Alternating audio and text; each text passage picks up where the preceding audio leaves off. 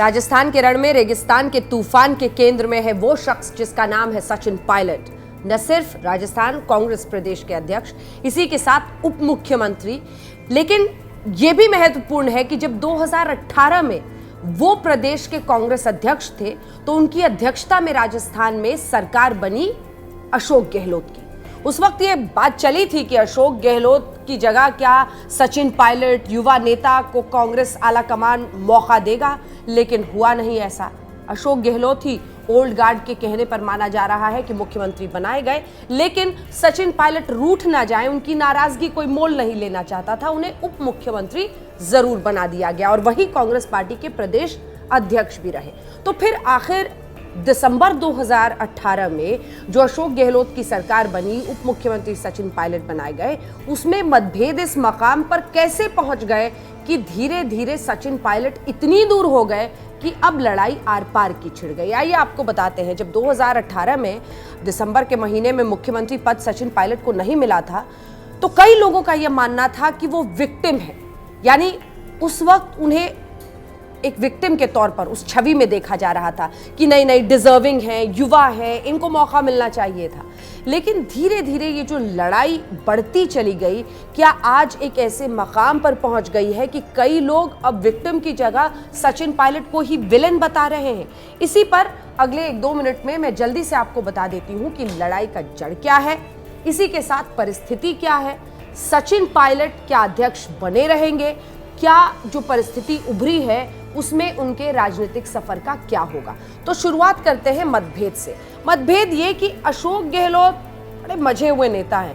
अगर आप उनके कुछ पुराने वायरल वीडियोस भी देखिएगा तो उसमें से एक में वो कह रहे हैं कि मैं तो जादूगर हूं, मैं तो कम विधायक भी जीतते हैं तब भी मुख्यमंत्री बन जाता हूं, मैं तो जादूगर हूं, जादू जानता हूं और जादू से सरकार। लेकिन जमीनी नेता हैं, इससे कोई इनकार नहीं कर सकता है और अनुभव के पैमाने पर वो सचिन पायलट से बहुत आगे हैं।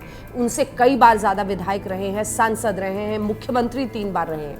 अच्छा, अशोक गहलोत के फंक्शनिंग का तरीका कुछ ऐसा है कि शायद उन्होंने भी इस पूरे समय क्रम में सचिन पायलट को एक चुनौती के तौर पर देखा। कई बार ऐसे मतभेद आए जिसमें ये अशोक गहलोत का से शिकायत थी सचिन पायलट की कि कोरोना पर आपने जब ये हाई लेवल मीटिंग की तो आपने उनको बुलाया नहीं। यानी कई ऐसे मुख्य काम होते थे जो बहुत इंपॉर्टेंट, बहुत ज़रूरी होते थे, उनसे सचिन पायलट को दूर रखा जा रहा था। तो क्या अशोक गहलोत इन्हें धीरे धीरे साइडलाइन कर रहे थे? सचिन पायलट का यही मानना है।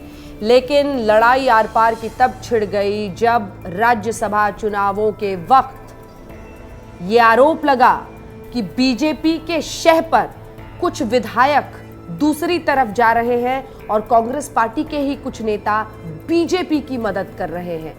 उसी वक्त से जो पूरा खेमा था अशोक गहलोत का, वो शक की निगाह से सचिन पायलट को देखने लगा। उनमें से कई थे जो कैमरे के सामने तो नहीं बोल रहे थे, लेकिन शक जाहिर कर रहे थे कि सचिन पायलट राजस्थान के ज्योतिरादित्य सिंधिया बन सकते हैं। इसी वजह से जब एसओजी का एक नोटिस आया सचिन पायलट को, वहीं से पूरी दरार शुरू हो गई। उस नोटिस में 124A और 120B के तहत क्रिमिनल कॉन्स्पिरेसी यानी आपराधिक साजिश रचने के आरोप में सचिन पायलट से बयान मांगा जा रहा था। इसकी वजह से सचिन पायलट शायद उस मकाम पर पहुंच गए जब उन्होंने ये फैसला ले लिया कि मैं अब अशोक गहलोत के इस मौजूदा मिजाज के साथ काम कर ही नहीं सकता। उन्होंने जयपुर छोड़कर कैबिनेट मीटिंग भी नहीं अटेंड की, वो पहुंच गए यहाँ दिल्ली। माना जा रहा है कोशिश कर रहे थे कांग्रेस आलाकमान से मिलने की, लेकिन उसमें उनका कहना है कि देरी हुई, जिसकी वजह से उन्होंने ये तय कर लिया कि अब उन्हें कांग्रेस पार्टी में रहकर राजस्थान के इस सरकार में नहीं चलना है आगे अशोक गहलोत के साथ। उसके बाद की लड़ाई आपके सामने है। सचिन पायलट अड़े हुए हैं, दूसरी तरफ अशोक गहलोत विधायकों की परेड के जरिए ये दावा ठोक रहे हैं कि उनकी सरकार सुरक्षित है। लेकिन लड़ाई किन मुद्दों पर है? देखिए, ये जो नोटिस एसओजी का गया है वो पुलिस की तरफ से गया। पुलिस किसके नीचे? गृह मंत्री अशोक गहलोत के नीचे।